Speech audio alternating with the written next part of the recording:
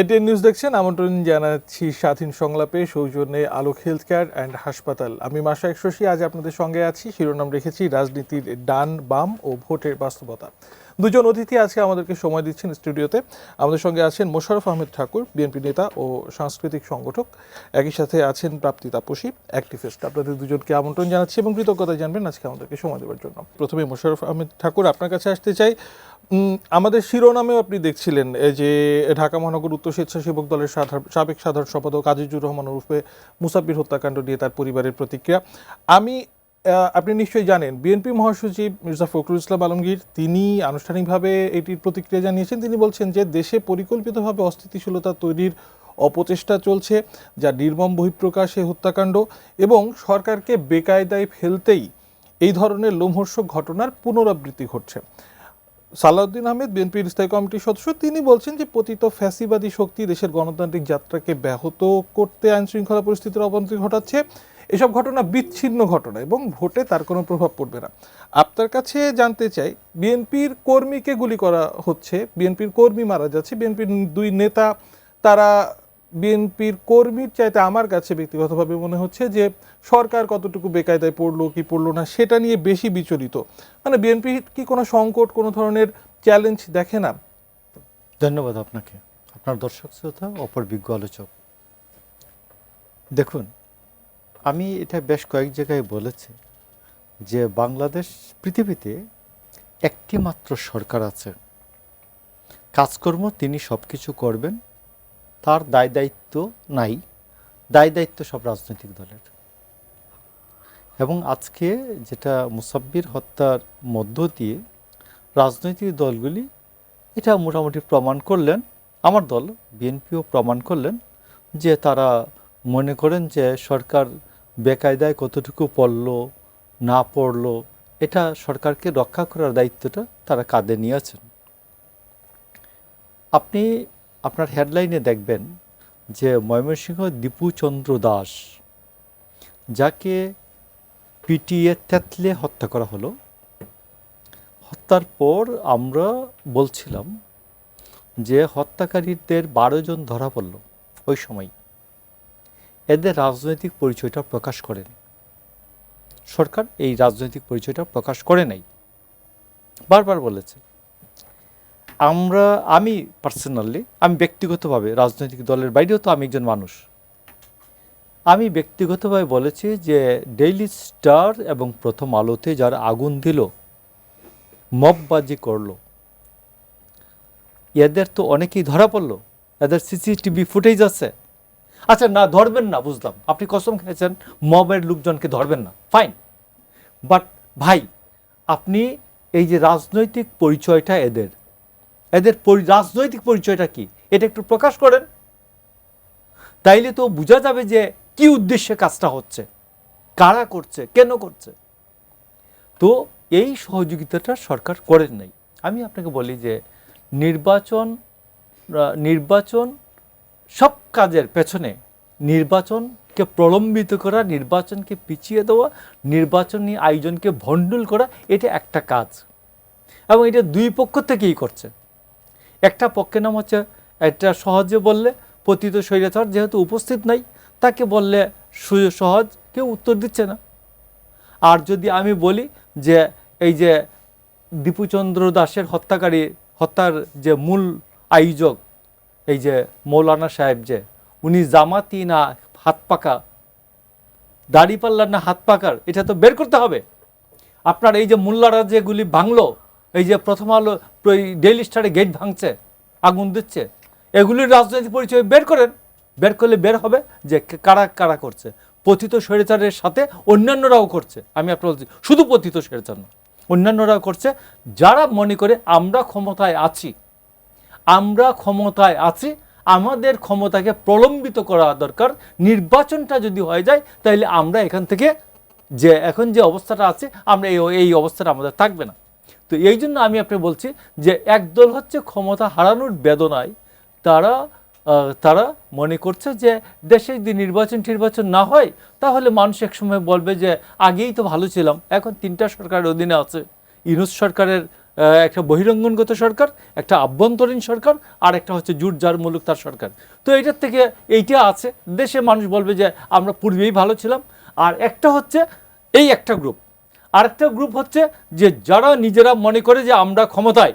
আপনি দেখবেন যে জামাতের মৌলানা তাহলে সাহেব এই যে সরকারকে বেকায়দায় ফেলানোর কথা বারবার যে ঘুরে ফিরে আসছে, এমনকি আপনি বললেন যে আপনার দল বলছে, আপনি বলছেন সরকার কেন এদের পরিচয় দিচ্ছে না, রাজনৈতিক দলগুলো আমি 30 সেকেন্ডে বলি। কেন দিচ্ছে না? আপনি দেখবেন মুফতি ইব্রাহিম বলছেন যে আমি জামাত ক্ষমতায় আসবে, কে বলছে? জামাত তো ক্ষমতায় আছে, জামাত তো ক্ষমতায় আছে।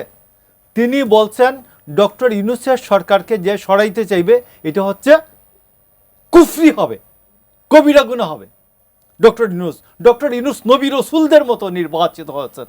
তো এই জন্য আমি আপনাকে বলছি যে এইটা যারা মনে করে, যারা সরকারে আছে, তারা মনে করে ইলেকশন ছাড়া যদি সরকারে থাকা যায় মন্দ কি? এখন মানে এই বিভিন্ন অভিধাতে ভূষিত ধরেন মানে নবী রাসূলের সাথে তুলনা, আবার ডক্টর ইউনূসের মাঝে অনেকে মানে জিয়াউর রহমানের ছায়াও খুঁজে পান, তেমন কথাও আমরা শুনেছি অতীতে। আমি সেই ব্যাখ্যা বিশ্লেষণ নিশ্চয়ই এই প্রসঙ্গে আবারও আপনার কাছে আসবো। প্রাপ্তিতাপসী, আপনার কাছে ঠিক এই প্রসঙ্গেই অনেকটা জানতে চাই। শরীফ ওসমান হাদি হত্যাকাণ্ড যখন হলো তখন থেকে একটা বয়ান শুনলাম যে সরকারকে বেকায়দায় ফেলার জন্য এই হত্যাকাণ্ড। পরবর্তীতে প্রথম আলো, রেল স্টার, ছায়ানটে যে ধরনের হলো একই বয়ান যে সরকারকে সংকটে ফেলার জন্য এই হত্যাকাণ্ড। মানে যখনই যে কোনো ধরনের এই ধরনের ঘটনা ঘটে, সকলেই মানে বেশিরভাগ চারিদিক থেকে একটা সমস্যারে এই কথা শুনতে চাই। মানে সরকার কি আসলেই এতটাই বেকায়দাতে আছে? সরকার কি বোঝে যে সে আসলে কতটা বেকায়দাতে আছে? সরকার বেকায়দা থেকে ওঠার জন্য আপনার কাছে কি মনে হচ্ছে, দৃশ্যমান কোনো পদক্ষেপ নিয়েছে? প্রথম কথা হচ্ছে যে এর আগে এই প্রশ্নটার উত্তরের সাথে আমি একটু বিএনপির স্থায়ী কমিটির সদস্য সালাউদ্দিন আহমেদ সাহেব যেটি বলেছেন যে এটি একটি বিচ্ছিন্ন ঘটনা, বিএনপিরই স্বেচ্ছাসেবক দলের একজন নেতা প্রকাশ্যে আমরা দেখেছি যে গুলিতে উনি নিহত হয়েছেন, ওনাকে খুন করা হয়েছে। তো এখন আসলে বিএনপির মতো দলের কাছ থেকে, দলের নেতাকর্মীদের, সিনিয়র নেতাকর্মীদের কাছ থেকে যখন আসে যে এই ধরনের ঘটনা আসলে বিচ্ছিন্ন ঘটনা, সেটা কিন্তু অনেক দুঃখজনক। কারণ আপনি দেখবেন যে এই যে হত্যাকাণ্ডগুলি হচ্ছে, খুন হচ্ছে, একটাও কিন্তু বিচ্ছিন্ন ঘটনা না। আপনি দেখবেন যে ইন্টারিম সরকার গঠনের পরবর্তী সময় থেকে আমরা আইন শৃঙ্খলা রক্ষাকারী পরিস্থিতির কথা, আইনের শাসনের কথা আমরা বারবার বলে গিয়েছি। এবং দেশে যে আইনের শাসন নাই, দেশে যে আপনার জীবনের কোনো নিরাপত্তা নাই, আগেও নিরাপত্তা ছিল না অবশ্যই এখন, কারণ এই কথাটা বললে প্রশ্ন শুনতে হয় যে আগে কি নিরাপত্তা ছিল? অবশ্যই আগে নিরাপত্তা ছিল না, যার কারণে আমরা স্বৈরাচারকে হটিয়েছি। কিন্তু তারপরে আমরা যে সরকারটি গঠন করলাম, সেই সরকারের তো দায়িত্ব ছিল যে তারা আমাদেরকে নিরাপত্তা দিবে। কিন্তু দেখা গিয়েছে যে আপনি দেখেন যে ওসমান হাদির যিনি খুনি, তাকে কিন্তু আমরা দেখলাম যে তিনি একদম নির্বিঘ্নে মানে তিনি পালিয়ে গেলেন। এবং আমরা দেখলাম যে তিনি কিভাবে ওসমান হাদির সাথে দীর্ঘদিন ধরে একই সাথে ছিলেন। এবং আমরা দেখি যে আমাদের সকল ফোন কল রেকর্ড ফাঁস হয়ে যায়। আমরা কে কোথায় যাচ্ছে, কোথায় খাচ্ছে, কি করছে না করছে সবকিছু এজেন্সির কাছে তথ্য থাকে। কিন্তু এই ধরনের সেন্সিটিভ ইনফরমেশন এজেন্সির কাছে ছিল না। এইটা বিশ্বাস করাটা তো মানে এটা বিশ্বাস করব না আসলে এখন এসে যদি সেটা বলেন। তারপরে দেখেন আপনি মুসাব্বির হত্যায় যেরকমটি হলো ঠিক একই রকম ঘটনা। আপনি দেখেন যে দীপুচন্দ্র দাসের কথা উঠেছিল আগে আলাপে, আপনার মনে থাকবে যে এরও আগে এই ধরনের একটি ঘটনা ঘটেছিল যে একটি মাজার থেকে মৃত লাশ তুলে নিয়ে পিটিয়ে সেটাকে পুড়িয়ে আগুন লাগিয়ে দেওয়া হয়েছিল। এবং এই যে লাশ তুলে পুড়িয়ে নেওয়ার ঘটনা, সেই ঘটনায় আইনের কোনো বিচার হয় নাই, সেই ঘটনায় কারো কোনো শাস্তি হয় নাই বা বিচারিক প্রক্রিয়ার পর্যন্ত আমরা ওইভাবে যেতে পারি নাই। দেখে কিন্তু আমরা দীপুচন্দ্র দাসকে একটা স্বাধীন দেশে আমরা গাছের ডালে তাকে মানে তার জ্যান্ত দেহ তাকে পিটিয়ে রক্তাক্ত করে ঝুলিয়ে পুড়িয়ে দিতে দেখলাম। মানে এর চেয়ে বিভৎস ঘটনা তো আসলে আর হইতে পারে না। এবং এটাকে যদি আপনি বলেন যে এগুলো আসলে বিচ্ছিন্ন ঘটনা, সেটা আসলে সম্ভব না। আপনার প্রশ্নটি ছিল যে আসলে সরকার বেকায়দায় কিনা। দেখেন মানে এত দুর্বল সরকার, মানে আমরা সবাই জানি যে ইন্টারিম সরকার কোনো রাজনৈতিক সরকার না। তাদের অবশ্যই বিভিন্ন জায়গা থেকে তারা অসহযোগিতা সময়ে সময়ে পেয়ে আসছে, রাজনৈতিক দলদের কাছ থেকে পেয়ে আসছে, অন্যান্য মানুষদের, স্টেক হোল্ডারদের কাছ থেকে পেয়ে আসছে। কিন্তু একই সাথে এটাও আপনার বিশ্বাস রাখতে হবে যে আমাদের মতো যারা তরুণ প্রজন্ম ছিল, তারা কিন্তু 5ই আগস্টের পরে যখন 8ই আগস্ট সরকার গঠন করা হয়, আমরা চোখ বন্ধ করে কিন্তু এই সরকারকে আমরা দিয়েছিলাম যে আমাদের ভরসা যে তারা অন্তত আমাদেরকে এইভাবে আমি বলবো যে বিশ্বাসঘাতকতা করবে না আমাদের সাথে। এবং তারপর আপনি দেখেন যে সরকারকে বেকায়দায় ফেলার জন্য অনেক ঘটনা ঘটছে, সেটা অস্বীকার করার কোনো উপায় নেই, কিন্তু প্রশ্নটি হচ্ছে সরকার কি করছে। আমরা দেখলাম যে যখন বারবার এই ধরনের মব সৃষ্টি করা হলো, বিভিন্ন জায়গায় গিয়ে চাপ প্রয়োগ করে আপনার এক একটা কাজ করতে বাধ্য করা হলো, তখন হচ্ছে আমাদের যিনি প্রেস সেক্রেটারি, প্রেস সচিব, তিনি বললেন যে এগুলো মব নয়, এগুলো প্রেশার গ্রুপ। তাহলে এখন সেই প্রেশার গ্রুপের প্রেশারে আপনারা আছেন, মানে যখন আপনি মবকে অ্যাকসেপ্ট করবেন, যখন আপনি মবকে প্রেশার গ্রুপ বলবেন, তখন তো আপনার সেই প্রেশারটা ফেস করতে হবে। এখন আপনারা সেই প্রেশার ফেস করছেন। এখন যখন সেই প্রেশারের ফলশ্রুতিতে আমরা দেখছি যে এই বিভিন্ন ধরনের ভাঙচুর হচ্ছে, হামলা হচ্ছে, এবং সেগুলো কিন্তু একদিনে হয়নি। আপনি দেখবেন যে একদিনে রাজধানীতে প্রথম আলো, ডেইলি স্টার, ছায়ানট, উদ্যোজিত হামলা হয়নি। সেই হামলাগুলো সময়ে সময়ে জেলাগুলোতে হয়েছে, উপজেলাগুলোতে হয়েছে, মাজারে অনেক হামলা হয়েছে, মাজারে ভাঙচুর করা হয়েছে। যেহেতু কোনো বিচার হয়নি, সেই আগুনটি এখন আপনার ঘরে মানে এসেছে। আমি তাহলে মানে খুব সহজ একটা প্রশ্ন করতে চাই, মানে আপনি বলছেন যে এই গণঅভ্যুত্থান পরবর্তীর একটা প্রেক্ষাপটে তৈরি হওয়া একটা সরকার তরুণদের এত সমর্থন নিয়ে যারা শুরু করেছিল, তারা আপনারা প্রতারিত বোধ করছেন। মানে এই সরকার কেন প্রতারণা করবে? এটা আসলে এই সরকার কেন প্রতারণা করবে সেটা হাইপোথেটিক্যালি অনেক ধরনের উত্তর দেওয়া যায়, যে এক একজনের এক এক ধরনের স্বার্থ থাকতে পারে। কিন্তু আমি আসলে সেই কেন করবে সেইটার বাইরে আমি নাগরিক হিসেবে কি পাচ্ছি, এবং আমার নাগরিক হিসেবে রাষ্ট্রের আমাকে কি দেওয়া দরকার, সরকারের আমাকে কি দেওয়া দরকার, সেটি আমি দেখতে বেশি স্বাচ্ছন্দ্য বোধ করি আর কি। এবং যেটা আমি দেখছি যে 5ই আগস্টের পরে, গণঅভ্যুত্থানের পরে যে সরকার আমাদের রক্তের উপর দাঁড়িয়ে গঠিত হয়েছে, সেই সরকার আসলে আমাদের নিরাপত্তা, মানে বেসিক সাধারণ মিনিমাম নিরাপত্তাটুকু পর্যন্ত নিশ্চিত করতে পারছে না। এটুকুই যথেষ্ট। অসংখ্য ধন্যবাদ। আমি এই প্রসঙ্গটা আপাতত শেষ করছি, নতুন একটা প্রসঙ্গে যেতে চাই। মূল বলেছিলাম রাজনীতির ডান বাম ও ভোটের বাস্তবতা। ভোটের প্রসঙ্গে সর্বসাম্প্রতিক একটা ভোট হয়ে গেল মোশাররফ ভাই, জগন্নাথ বিশ্ববিদ্যালয় শিক্ষার্থী সংসদ নির্বাচন। সেখানেও ডাকসু, জাকসু, চকসু, রাকসু, মানে অন্যান্য বিশ্ববিদ্যালয়ের মতো দেখলাম যে শিবিরের সমর্থিত যে সকল ছাত্রছাত্রীরা আছেন, তারা সাধারণ শিক্ষার্থীদের প্রিয় পাত্র হলেন তুলনামূলক বিচারে। এটা জাতীয় নির্বাচনে প্রভাব ফেলবে কি ফেলবে না সেটা তো পরের আলাপ, কিন্তু এই যে বিশ্ববিদ্যালয়ের বর্তমান শিক্ষার্থী যারা জেএনজি বলা হচ্ছে যাদেরকে, তারা ছাত্রদল সমর্থিত শিক্ষার্থীদেরকে কেন বেছে নিচ্ছেন না, বা কেন বারবার শিবিরের শিক্ষার্থীদের কাছেই তারা ফিরে যাচ্ছেন? মানে কারণটা কি হতে পারে আসলে? আমি আপনাকে একটা কথা বলি এখানে, আমার জীবনের অভিজ্ঞতা সেই আমি ক্লাস 6-এ পড়ি 1974-এ। ওই সময় থেকে শিবিরের তৎপরতা ছিল। কিছু লোকজন আসতো, আপনাকে নামাজ শিক্ষা, এই শিক্ষা, ওই শিক্ষা, কয়টা বই দিত। এরপরে কয়েকদিন পরে বলতো, ভাই একটু মসজিদে আসেন, গেলেন। তারপরে বলতো, আস্তে করে বলতো যে আমরা শিবির। কথা বুঝবেন তো, যারা সচেতন ঘরের ছেলে তারা বলতো রাজনৈতিক দল আপনি যান এখান থেকে এইসব। আবার অনেকে তো তাদের সাথে মিলেমিশে যেত, প্রতিবাদ করার ক্ষমতা ছিল না। তো এইখানে গত 15 বছর প্রায় যে ছাত্রলীগ যে সন্ত্রাসী কায়দা সে যে করেছে, সেখানে জাতীয়তাবাদী ছাত্রদলের কোনো ছেলে বা মেয়েরা, বিশেষ করে ছেলেরা, কোনো ধরনের ক্লাসে যেতে পারে নাই, হলে যেতে পারে নাই, গেল একটা। আর এখানে আমি কথাটা শেষ করে নিই একবারে, এক মিনিটে। এটা খুব সবাই বলেছেন প্রায়। তো হলে যারা থেকেছে, যে এরা এই শিবির কয়েকদিন করার আগ পর্যন্ত, এখন যারা শিবির, এরা কোনোদিন বলে না এরা শিবির ছিল।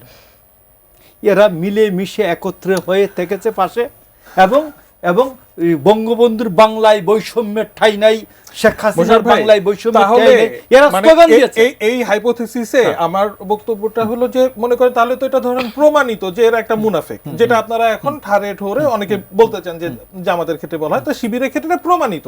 তাহলে তারপরেও মানে শিবিরের কাছে কি এমন মধু আছে যে বারবার এই শিক্ষার্থীরা শিবিরকে বেছে নিচ্ছে? আপনি ঢাকা গত 1.5 বছরে, ধরেন 15 বছরে কিছু হয়নি, গত 16 মাসে তো অন্তত ছাত্রদল প্রকাশ্য রাজনীতি করেছে, শিবির প্রকাশ্য রাজনীতি করেছে।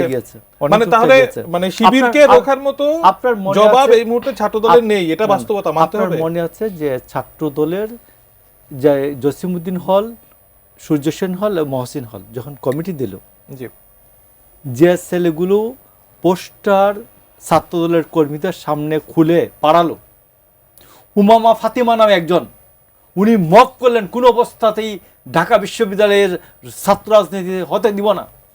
যারা তার সাথে মবে ছিল এরা প্রত্যেকেই শিবিরের ইলেকশন করছে অথবা শিবিরের ক্যান্ডিডেট ছিল। এরা যখন দেখে যে তাদের অবস্থাটা পূর্ণ হয় নাই ততক্ষণ পর্যন্ত বলে যে ছাত্র রাজনীতি চলবে না। যখন দেখে তাদের অবস্থাটা সঠিক হয়েছে তখন বলে যে ছাত্র রাজনীতি ঠিক আছে। তো এই অবস্থা থেকে আমি বলতেছি জগন্নাথ বিশ্ববিদ্যালয়ের যে পরিস্থিতিটা এটা অনেক উন্নতি হচ্ছে এবং এই দ্বিচারিতা এবং মুনাফিকের থেকে ছাত্ররা বেরিয়ে আসছে এবং আরেকটু সময় যত যাবে ততই এটা পরিষ্কার হয়ে যাবে। অসংখ্য ধন্যবাদ প্রাপ্তি তাপসী। আপনার কাছে এই প্রসঙ্গেই অনেকটা আসতে চাই যে মোশাররফ আহমেদ ঠাকুর যেমনটা বলছিলেন বা আমিও যতদূর মনে করতে পারি, যখন এই আন্দোলনটা শুরু হলো 5 আগস্টের পূর্ববর্তী বা ওই সময়টাতে প্রত্যেকটি বিশ্ববিদ্যালয়ে বলা হচ্ছিল লেজুর ভিত্তিক ছাত্র রাজনীতি চাই না, এবং একটা 5 আগস্ট পরবর্তী একটা দীর্ঘ সময় সাধারণ শিক্ষার্থী পরিচয়ে বিভিন্ন ধরনের তৎপরতা চালানো হয়েছে। আপনি খুব সাম্প্রতিক সময় পর্যন্ত বিশ্ববিদ্যালয় ক্যাম্পাসগুলোতে আপনার বিচরণ ছিল বা এখনো সম্ভবত আছে। মানে শিক্ষার্থীদের মনস্তত্ত্বটা আসলে কি? অসচেতন শিক্ষার্থী, অসচেতন সেটা তো আসলে বলার সুযোগ নেই। দেশের সর্বোচ্চ বিদ্যালয়গুলোতে তারা লেখাপড়া করছেন, তারপরেও এই সো কল্ড মুনাফিক তাদের দ্বারস্থ হচ্ছেন কেন? প্রথম কথা হচ্ছে যে যখন আপনি আপনার ভোটারকে আন্ডার এস্টিমেট করবেন সেটার ফলাফল কিন্তু আপনার ভোটার আপনাকে ভোটে দেখাবে। এটা হচ্ছে প্রথম কথা। দ্বিতীয় কথা হচ্ছে যে এটি সত্য যে আমরা বলবো যে 5ই আগস্টের আগে, এমনকি 5ই আগস্টের অনেক পরেও শিবিরের অনেক কর্মীরা তারা কিন্তু তাদের পরিচয় প্রকাশন নেই। যেমন ধরেন ঢাকা বিশ্ববিদ্যালয়ের শিবিরের যে নতুন কমিটি হয়েছে তারা সেটিকে সেট আপ বলেন, আপনি কিন্তু সভাপতি, সাধারণ সম্পাদক, সাংগঠনিক সম্পাদক এই 3 জনের নাম জানেন, বাকিদের কিন্তু আপনি নাম জানেন না। হলে হলে তাদের যে টিমগুলো রয়েছে সেগুলোতে কারা আছে আপনি কিন্তু তাদেরকে চেনেন না, নাম জানেন না। সুতরাং আমি বলবো যে এখানে আসলে খুনি হাসিনা যে মানে এই ধরনের একটি গুপ্ত রাজনীতির মধ্যে আমাদেরকে প্রবেশ করিয়েছে, যেহেতু শিবিরকে প্রকাশ্যে রাজনীতি করতে দেওয়া হয় নাই, শিবিরের সন্দেহে মানুষকে মারা হয়েছে, পিটিয়ে খুন করা হয়েছে, আবরারকে আমরা দেখেছি। সুতরাং শিবির তাদের মানে রাজনীতির মডেলে একটা হচ্ছে মানে আমি বলবো সিক্রেসি তারা মেনটেন করে। কিন্তু এখানে আরেকটা জিনিস বুঝতে হবে যে ছাত্র দলের ইমেজটা আসলে মানুষের কাছে কি, সাধারণ শিক্ষার্থীর কাছে যেভাবে শিবির পৌঁছাতে পেরেছে, বা আপনি দেখেন অনলাইন মিডিয়ায়, আপনি যখন মোবাইলে ফেসবুকে যান, আপনি রিলস যখন দেখেন, আপনি রিলসে দেখবেন যে কয়টা আপনি সাদিক কায়েমের রিলস দেখেন আর কয়টা আপনি হচ্ছে আবিদের রিলস দেখছেন, তাই না? সুতরাং এই যে মিডিয়াগুলো, মোবাইল জার্নালিজম থেকে শুরু করে সকল জায়গায় আপনার তো এখানে একটা পলিটিক্যাল ইকোনমি আছে। আপনি একটা স্টুডেন্টকে কোচিং করাচ্ছেন, সেই কোচিং করানোর পরবর্তীতে আপনি তাকে হোস্টেলে রাখছেন। মানে এটা কি শিবিরের সফলতা যে তারা মানে কনসেন্ট ম্যানুফ্যাকচার করতে পারছে? ছাত্রদল পারছে না? যদি ডাকসু, জাকসু, জকসু, রাকসু এবং চাকসু 5টা ছাত্র সংসদ, শিক্ষার্থী সংসদ নির্বাচনে আমরা দেখি যে শিবির বলা হচ্ছে যে ইলেকশন ইঞ্জিনিয়ারিং করা হয়েছে, বা আমি জাহাঙ্গীরনগর বিশ্ববিদ্যালয় আমি নিজেও দেখেছি যে অনেক কিছুই ভালোভাবে আরো হতে পারতো। সেই জায়গায় কিন্তু আপনার তো সেটা স্বীকার করতে হবে যে তারা ভোট পেয়েছে। সুতরাং শিবির যদি সেই ভোটটি পেয়ে থাকে, আপনার আগে এটি স্বীকার করতে হবে যে তারা যে ভোটটি পেলো সেটি কেন পেয়েছে। এবং সেই জায়গায় আমি যে পলিটিক্যাল ইকোনমির কথা বলছিলাম, আপনি গ্রাম থেকে একটি ছেলেকে বা একজন মেয়েকে আপনি হচ্ছে কোচিং করাচ্ছেন, তাকে হোস্টেলে রাখাচ্ছেন, তার যাবতীয় খরচ নিচ্ছেন, তার দেখভাল করছেন, তাকে ফ্রি মেডিকেল ক্যাম্প করে দিচ্ছেন। সুতরাং এই যে একটা ওয়েলফেয়ার একটা রাজনীতি, মানে ধরেন রাজনীতির জন্য রাজনীতি করা না, আমি হচ্ছে ওয়েলফেয়ার পলিটিক্স করছি, এবং ওয়েলফেয়ার পলিটিক্সের আড়ালে আমি আসলে দাঁড়িপাল্লার জন্য ভোট চাচ্ছি। কারণ সাদিক কায়েম যখন হচ্ছে ডাকসুতে তিনি আসলেন, তিনি তো হচ্ছে সকলের নেতা হয়ে আসলেন, কিন্তু তারপর আমরা দেখলাম ভূমিকম্পের জন্য ওয়েলফেয়ার রাজনীতির আড়ালে দাঁড়িপাল্লার জন্য ভোট চাও, মানে এটা কি মানে নৈতিকভাবে আপনি কি, আপনার মতামত কি? মানে এটা ওনারা যেমন বিএনপি বা মোশাররফ ভাই বলবে যে না এটা তো আসলে এক ধরনের সঠতা, প্রতারণা। মানে আমি যদি বলি যে না এটাই আসলে নতুন যে বন্দোবস্ত কথা বলা হচ্ছিল ছাত্রছাত্রীদের, শিক্ষার্থীদের মধ্যে, তারা মনে করছেন যে না এই প্রক্রিয়াতেই আসলে নতুন বন্দোবস্ত বাস্তবায়ন সম্ভব। না, নতুন বন্দোবস্ত মানে তো দ্বিচারিতা না। আমি কোনো রাজনৈতিক দলের অংশ নই। আমি নিজেকে বলি যে আমি রাজনৈতিক সচেতন, কিন্তু আমি বিএনপি করি না, আমি জামাত ইসলামী করি না, আমি আওয়ামী লীগ জীবনে কখনো করিনি, আমি জাতীয় পার্টিও কখনো করিনি। সুতরাং আমি একজন রাজনৈতিকভাবে সচেতন শিক্ষার্থী। কিন্তু যখন আপনি বলবেন যে আপনি সকলের নেতা, কিন্তু আপনি হচ্ছে যখন আপনার ক্যাম্পাস বন্ধ থাকবে, তখন আপনি ক্যাম্পাস বন্ধের জন্য কাজ না করে, শিক্ষার্থীদের জন্য কাজ না করে আপনি হচ্ছে সুনামগঞ্জে গিয়ে দাঁড়িপাল্লার জন্য ভোট চাইবেন, সেটা তো দ্বিচারিতা। এবং আপনি বলবেন যে শিবির লেজুর ভিত্তিক সংগঠন না, তাহলে আপনি শিবিরের নেতা হয়ে কিভাবে হচ্ছে আপনি জামাতে ইসলামের প্রার্থীর জন্য ভোট চাচ্ছেন? মানে এই দ্বিচারিতাটুকু আসলে তো নতুন বন্দোবস্ত কখনো হতে পারে। মোশাররফ আহমেদ ঠাকুর, আপনার কাছে আসতে চাই। বিরতিতে যাবার আগে ছাত্র সংসদ নির্বাচনে ছাত্রদল বা শিবিরের বর্তমান যে সমীকরণ সেটা নিয়ে কথা হচ্ছিল, সেই প্রসঙ্গে একটা প্রশ্ন করে আমি মূল প্রশ্নে যাব। সেটা হলো যে যারা এখন যে সকল শিক্ষার্থীরা এই বিশ্ববিদ্যালয়গুলোর পরিসরে শিবিরের প্রতি সমর্থন জানাচ্ছেন, আপনি বা বিএনপি কি মনে করে যে তারা ব্যক্তিগত জীবনে তাদের বাবা মা বা আত্মীয় স্বজনকে জামাতকে ভোট দেওয়ার ক্ষেত্রে একটি প্রভাবক হিসেবে কাজ করতে পারে কিনা? আর মূল যে বিষয়টি আপনার কাছে জানতে চাই, 5 আগস্ট পরবর্তীতে মির্জা ফখরুল ইসলাম আলমগীর একটি জাতীয় দৈনিকে সাক্ষাৎকারে বলেছিলেন যে রাজনীতিতে তিনি উগ্র ডানপন্থার আবির্ভাব দেখছেন, তিনি শঙ্কিত। এই ডানপন্থার রাজনীতিকে বিএনপি কিভাবে মোকাবেলা করবে? ধন্যবাদ আপনাকে। উগ্র ডানপন্থার রাজনীতি বাংলাদেশে, তো উগ্র ডানপন্থা রাজনীতিরা বেসিক্যালি সাম্প্রদায়িক রাজনীতিটাকেই মিন করা হচ্ছে। আমি উগ্র ডান টান বুঝি না, ডান বাম তো এখানে খুব স্পষ্টভাবে নাই পলিটিক্সটা। কোনো ডান বামেরই আলোচনাটা, রাজনৈতিক পাঠচক্রটা এইভাবে নাই। তো এখানে উগ্র সাম্প্রদায়িকতাটা হচ্ছে এই ডানের জায়গাটা করে নিচ্ছে। উগ্র সাম্প্রদায়িকতার ধরন হচ্ছে, ধরুন যে চাঁপাইনবাবগঞ্জ সদরে যদি আপনি দেখেন, জামাত ইসলামের যে ক্যান্ডিডেট আছেন তিনি বলছেন তার বক্তৃতায়, আমরা জামাতকে বলেছি যে এটা আচ্ছা তা আপনারা একমত কিনা, বিভিন্ন ফোরামে তারা এই সময় কোনো কথা বলে না, যে আপনি নামাজও পড়বেন, বিএনপিও করবেন, হজও করবেন, বিএনপিও করবেন, তা তো হবে না, জামাত ইসলাম করতে হবে। তো এখন এই যে কথাটা, এটা তো একটা নামাজের একটা ডেফিনেশন বাংলাদেশের মানুষ জানে, হজের একটা ডেফিনেশন বাংলাদেশের মানুষ জানে। এইটার এগেনস্টে আপনার একটা স্পষ্ট ন্যারেটিভ লাগবে, এবং এই স্পষ্ট ন্যারেটিভটা একেবারেই যেটা জিয়াউর রহমানের রাজনীতিটা জাতীয় ঐক্যের রাজনীতি। পাহাড় সমতল, ধর্ম বর্ণ নির্বিশেষে সবাই আমরা একটা নাগরিক ভিত্তিক জাতীয়তাকে আমরা ওন করি, এবং এই বাংলাদেশের যে নাগরিকত্ব বেস যে জাতীয়তাবাদটা, এটা বিএনপির আমরা আন্দোলন সংগ্রামের কারণে এই যে পলিটিক্যাল স্কুলিংগুলি, এইগুলি আমরা বেসিক্যালি আমরা চর্চা করতে পারি নাই। আমরা বলেছি কি ফেসিবাদ, হাসিনা নিপাত যাক, হাসিনাকে সিরা ফালামো, এখন বলতেছি আমরা সিরা ফালামো হাসিনাকে, এটা তো রাজনীতি না। তো বিএনপির একটা নির্দিষ্ট রাজনীতি আছে। আমি আপনাকে বলছি, আমি 1981 সালে, তখন আমি ইন্টারমিডিয়েটের ছাত্র, তো আমাদের এপ্রিল মাসের 19 তারিখে জিয়াউর রহমানের একটা সেন্ট্রালি একটা স্কুলিং হলো। এটা প্রায় 8টা থেকে রাত্রে 11:30 পর্যন্ত, 3.5 ঘন্টা। এবং সেখানে উপস্থিত ছিলেন, একমাত্র উপস্থিত ব্যক্তিদের মধ্যে একজন জীবিত আছেন, ডক্টর খন্দকার মোশাররফ হোসেন। তখন তিনি বিএনপির ছাত্র বিষয়ক সম্পাদক।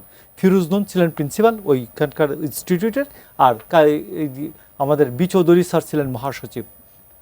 জিয়াউর রহমান বক্তৃতা করার সময় আমরা সবাই বিস্মিত হলাম যে আমাদের বিশ্ববিদ্যালয়ের স্যারদের চেয়ে অনেক ভালো উনি ক্লাস করালেন।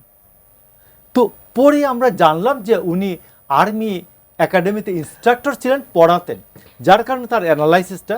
এবং এখানে আমার একটা বই আছে 1992 সালে আমি বের করেছিলাম মে মাসে, সেটা পার্টি ক্যাডার প্রসঙ্গে জিয়াউর রহমানের দৃষ্টিভঙ্গি। ওনার বক্তৃতাটা একবার আনএডিটেডলি আমি ছেপেছিলাম। তো এখন আমি আপনাকে বলছি যে বিএনপি যদি ওই রাজনীতির ওই যে চর্চাটা একবারেই আমি স্রেফ একটা শরীফ মধ্যপন্থার রাজনীতি, যে জাতীয় ঐক্যের রাজনীতি, আমি যদি এটা করি, তাইলে আপনি দেখবেন যে জামাত এখানে ঠাঁই পাবে না। এবং আমি সাম্প্রদায়িকতা ইটসেলফ একেবারেই সে তার সংজ্ঞার মধ্যেই সে সমাজকে বিভাজিত করে, রাষ্ট্রকে বিভাজিত করে, এবং সব কিছুকে বিভাজিত করে সাম্প্রদায়িকতার মোড়কে, এবং সে সুবিধাটা নিতে চায়, এবং যেটা ইন্ডিয়ায় বিজেপি করেছে। এবং আমি আপনি বলতেছি যে সাম্প্রদায়িকতার মোড়কে যে রাজনীতিটা চলছে, এটা যদি আজকে সাম্প্রদায়িকতার রাজনীতি যদি কেউ যদি সফল হতে দেন, তাহলে শেখ হাসিনা যে 15 বছর বলেছে আমাকে সরানো মাত্রই বাংলাদেশের সাম্প্রদায়িকতার উত্থান হবে, আমাকে সরানো মাত্রই মৌলবাদের উত্থান হবে, আমাকে সরানো মাত্রই এই যে দীপুচন্দ্র দাস ও মুখোমুখি এদের কোনো অধিকার থাকবে না, নাগরিক অধিকার থাকবে না। তো এটা সত্য পরিণত হবে এবং প্রমাণিত হবে। যার জন্য আমি মনে করি আজকে বাংলাদেশে সকলের দরকার, সমস্ত রাজনৈতিক দল দরকার, even communist party and others, সমস্ত ডান বাম সব রাজনৈতিক দলের দরকার যে এই যে ধর্মীয় সাম্প্রদায়িকতা, সাম্প্রদায়িক শক্তির যে উত্থান, এটাকে থামিয়ে একটা জাতীয় ঐক্যের রাজনীতি, মধ্যপন্থা রাজনীতি যদি না করা হয়, তাহলে হাসিনা এখানে সফল হবে। এবং আমি আপনি বলছি আমাদের সামনে সমূহ বিপদ আছে, যেটা আজকে আমরা আমরা ভেনিজুয়েলায় দেখলাম, অসংখ্য আজকে ধন্যবাদ। ভেনিজুয়েলায় দেখলাম। আমি আবারও ফিরবো, আমি এই আরেকটা প্রসঙ্গে ছোট্ট, ফিরবো। ইউক্রেনে আমরা যেটা দেখলাম, ইউক্রেনে যেটা বলা হয়েছিল যে রাশিয়ান ভাষাভাষীদেরকে রক্ষার জন্য কি বলে ওর হস্তক্ষেপ নাকি বৈধ। তো আজকে যদি আমার পার্শ্ববর্তী কেউ যদি বলে যে এখানে ধর্মীয় সংখ্যালঘুদের যে এইটা নিপীড়িত হয়, তাহলে সাম্প্রদায়িক উত্থান হয়। নিশ্চিতভাবে আমরা কেউই চাই না তেমন একটা প্রেক্ষাপট তো এখানে অন্তত বিপদ তৈরি হোক। তৈরি হবে। তো অসংখ্য ধন্যবাদ মোশাররফ আহমেদ ঠাকুর। প্রাপ্তিতাপসী, আপনি মোশাররফ আহমেদ ঠাকুরকেও শুনছিলেন। আপনারা যারা, বিশেষ করে আমি আপনারা বলতে তরুণ প্রজন্মের যারা 5 আগস্টের এই পরিবর্তন সাধনের অন্যতম অনুঘটক হিসেবে কাজ করেছে, একটা আকাঙ্ক্ষা ছিল দেশের রাজনীতির যে পট আছে সেটাতে একটা গুণগত পরিবর্তন আসবে, ব্যক্তির নয় সিস্টেমের পরিবর্তন হবে। এই এতগুলো মাস পর এখন এসে সামনে একটি জাতীয় নির্বাচন বা দেশ মোটামুটি কিভাবে যাবে, কি কোন ধরনের রাজনীতি হচ্ছে সবার কাছে অনেকটা পরিষ্কার। প্রত্যাশা প্রাপ্তির কতটুকু মিলল, গণঅভ্যুত্থান পরবর্তীতে সমাজে যে পরিবর্তন আমরা অনেকে আশা করেছিলাম সেটা কতটুকু সাধিত হলো? প্রথম কথা হচ্ছে, এরও ধরেন আরো 6-7 মাস আগে কিংবা আরো 1 বছর আগে যখন আমাকে এই প্রশ্নটা করা হতো যে প্রত্যাশার প্রাপ্তির কতটুকু মিলল, আমি একটু চেষ্টা করতাম একটা মাঝামাঝি জায়গায় উত্তর দিতে। কারণ যত যাই হোক মানে গণঅভ্যুত্থানের পরবর্তী সরকারের প্রতি একটা বায়াসনেস কাজ করতোই। কিন্তু এখন আসলে প্রত্যাশার মানে একদম ওপেনলি সেটা বলতে হয় যে প্রত্যাশার কোনো কিছুই মানে সফল হয়নি। এবং এইখানে আসলে কোনোভাবেই বেনিফিট অফ ডাউট সরকারকে বা ইন্টারিম সরকারকে দেওয়ার কোনো সুযোগই নাই।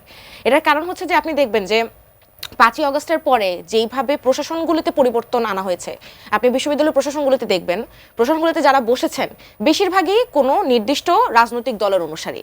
আমরা দেখতে পাচ্ছি সেটা মোটামুটি বেশ পাবলিক বিশ্ববিদ্যালয়গুলো বাংলাদেশে কিন্তু এটা কিন্তু হয়েছে। তার পরবর্তীতে আপনি সমাজের কথা বলছিলেন, আমরা দেখেছি যে 5ই আগস্টের পরবর্তীতে যখন উপজেলাগুলিতে বাউল উৎসব বন্ধ হয়ে যাচ্ছিল, যখন মাজারে ভাঙচুর হচ্ছিল, যখন হচ্ছে মানে ছোট ছোট মাজারে যারা যারা গান বাজনা করে তাদেরকে মাদকের অভিযোগ দেখিয়ে কিংবা হচ্ছে অশ্লীলতার অভিযোগ দেখিয়ে সেখানে হচ্ছে হারমোনিয়াম তবলা সেগুলো ভাঙচুর করা হচ্ছিল, আমরা দেখেছি যে কোনো শাস্তি নিশ্চিত করা হয়নি, বিচার নিশ্চিত করা হয়নি।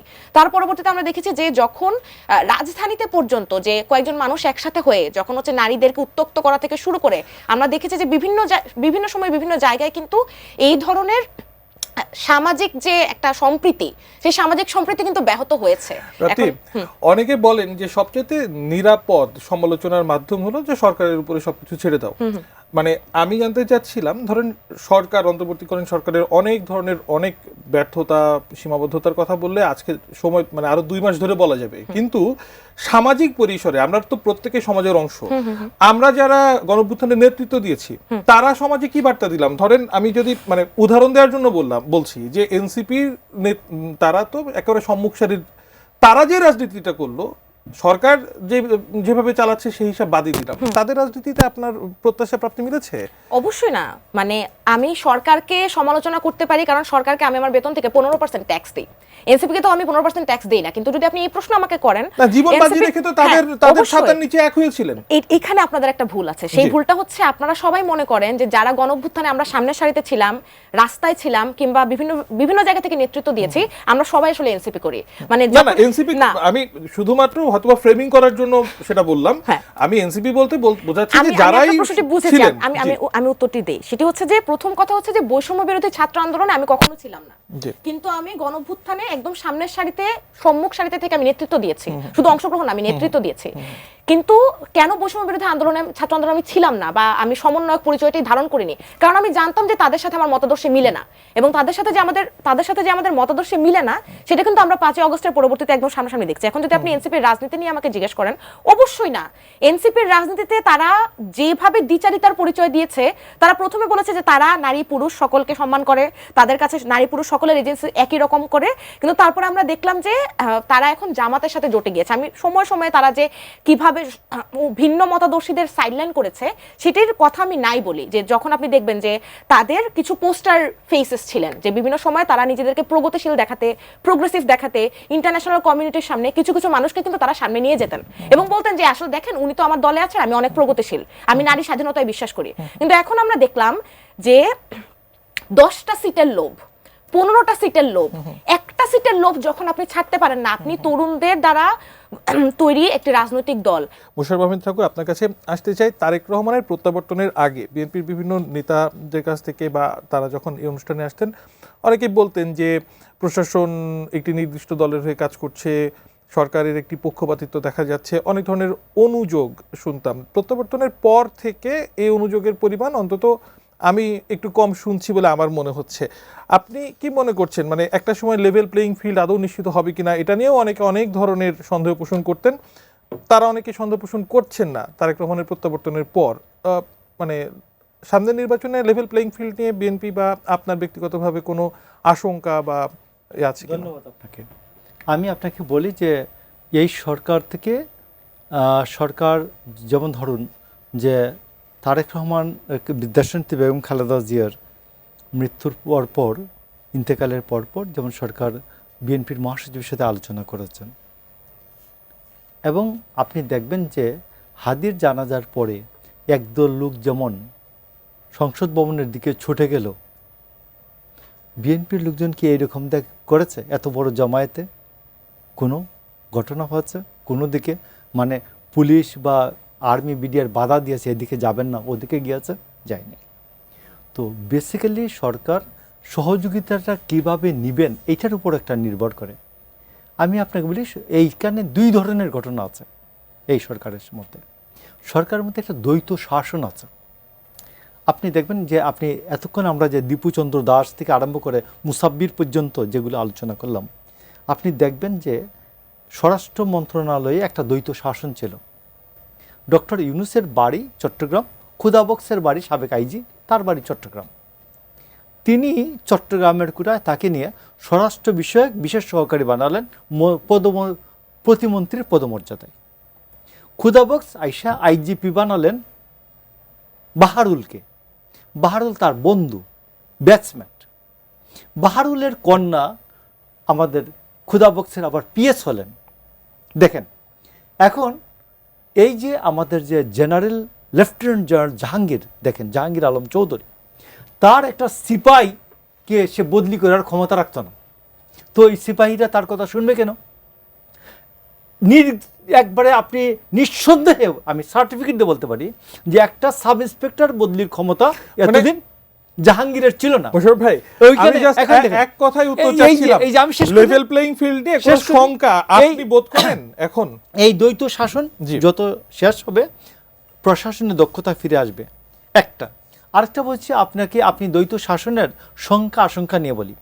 আমাদের তারেক রহমান যেদিন আসেন 25শে ডিসেম্বর, ওই দিন তথ্য মন্ত্রণালয়ের দ্বিতীয় সর্বোচ্চ ব্যক্তি তিনি বিটিভি কর্তৃপক্ষকে ফোন করে জানান যে টোন ডাউন করেন। বলছে টোন ডাউন মানে? বলছে যাকে দেখাচ্ছেন উনি কি সরকারের অংশ? উনাকে দেখাচ্ছেন। বলছে যে স্বৈরাচারের দূষর বলে কথিত যেসব চ্যানেল তারাও দেখাচ্ছে, মানে আমরা এতটুকু দেখাচ্ছি। দেন ওই মন্ত্রণালয়ের সর্বোচ্চ ব্যক্তি তাকে বলে স্টপ করাইছে। বিএনপি যে অবস্থাকে প্রতিকূল বলতো তারেক রহমানের প্রত্যাবর্তনের পর একই অবস্থাকে এখনো প্রতিকূল বলছে কি বলছে? আমি আপনাকে বলি ঘটনাটি সঠিক আছে, তবে অনেকটা তাদের যে মনোভাব ছিল এইটা অনেকটা নিউট্রাল হচ্ছে। আমি মনে করি এটা অনেকটা নিরপেক্ষতা দিকে যাচ্ছে। এটা একটা সুসংবাদ। মানে তারেক রহমানের আগমনের পর অন্তত বিএনপির দিকে অন্তত ঝোঁকেনি কেউ।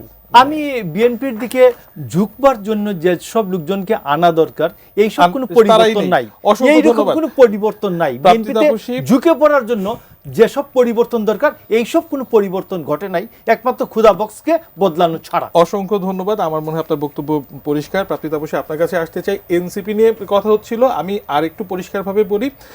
এনসিপির বর্তমান রাজনৈতিক যে পালাবদলের পর এখনকার যেই রূপ, আমি দল হিসেবে হয়তোবা সহজে ফ্রেমিং করার জন্য নামটা বলছি, কিন্তু এই যে তরুণদের রাজনীতি নিয়ে যে স্বপ্নটা ছিল গণঅভ্যুত্থান পরবর্তীতে বা তার অনেক আগে থেকে বিভিন্ন ঘটনা প্রেক্ষাপটে পরম্পরাতে, আপনি কি মনে করেন সেই রাজনৈতিক স্বপ্নের একটা মৃত্যু ঘটেছে? পরবর্তীতে এই দেশের ইতিহাসে আরও একবার সেই সময়কার তরুণরা তৎকালীন কোনো তরুণ নেতৃত্বের উপরে ঠিক অতটা ভরসা করতে পারবে না যতটা ভরসা আপনারা অর্জন করেছেন 2024-এ? প্রথম কথা হচ্ছে আমি খুবই আশাবাদী মানুষ। আমি বলবো না স্বপ্নের মৃত্যু ঘটেছে, কিন্তু আমি বলবো আশা ভঙ্গ হয়েছে, স্বপ্নটা ভঙ্গ হয়েছে, সেটা অবশ্যই। এটার কারণ হচ্ছে যে যখন আমরা দেখি যে নাহিদ ইসলামকে চোখ বন্ধ করে সকলে মেনেছিল যে তাদের নেতা, তখন আমরা যখন দেখি যে তারা মাত্র 10টা 15টা 20টা সিটের লোভ সামলাতে না পেরে তারা নিজেদের আইডিওলজি, নিজেদের আদর্শ, নিজেদের নীতি নৈতিকতা সকল কিছু বিসর্জন দিয়ে একটা দলের জাস্ট পাপেট পুতুল হয়ে থাকতে চান সংসদে, যদি যেতে পারেন। সুতরাং আমাদের আসলে তরুণদের স্বপ্নটা ভঙ্গ হয়। এবং আপনি যে প্রশ্নটি করলেন যে আসলে এর পরবর্তীতে যদি কোনো গণঅভ্যুত্থান সংগঠিত হয় তখন তরুণ নেতৃত্বের উপরে মানুষ আর ভরসা করবে কিনা, এখানে আমার সংশয় আছে। কারণ আমার মনে হয় যে আপনি দেখেন 5ই আগস্টের পরে তরুণ নেতৃত্বের নাম দিয়ে, বৈষম্য বিরোধী ছাত্র আন্দোলনের নাম দিয়ে কিন্তু অনেক চাঁদাবাজি হয়েছে, অনেক আমি বলবো যে আইনের ব্যত্যয় ঘটেছে, অনেক বিচ্যুতি ঘটেছে, অনেক জায়গায় হামলা হয়েছে, ভাঙচুর হয়েছে। এবং এই জায়গাটিতে যখন মানুষ দেখছে যে সাধারণ মানুষ তো আসলেও ভরসা করছিল, কিন্তু যখন তারা এখন দেখছে যে এনসিপি জামাতের একটি প্রক্সি দল কিংবা বৈষম্য বিরোধী ছাত্র আন্দোলন আসলে তারা কথায় বলে আমরা মধ্যপন্থী কিন্তু তারা আসলে একটি ডানপন্থী দল, তখন মানুষের আশাভঙ্গ হওয়ার বিষয়টাই স্বাভাবিক। অসংখ্য ধন্যবাদ প্রাপ্তবশী আপনাকে, ধন্যবাদ মোশাররফ ভাই আপনাকেও আমাদেরকে আজকে সময় দেওয়ার জন্য। ধন্যবাদ দর্শক আপনাদেরকেও। আজকের মতো বিদায় নিচ্ছি, আগামী সপ্তাহে আবারও একই পর্দায় দেখা হবে। এটি নিজের সঙ্গে থাকুন।